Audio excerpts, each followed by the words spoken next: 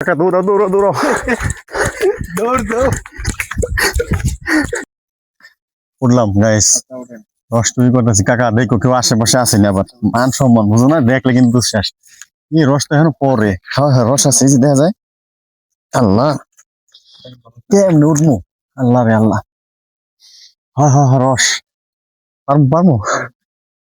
আবার ধরা টরা খাবো না তো আল্লাহ জানে কাকা এই, পড়ছে পড়ছে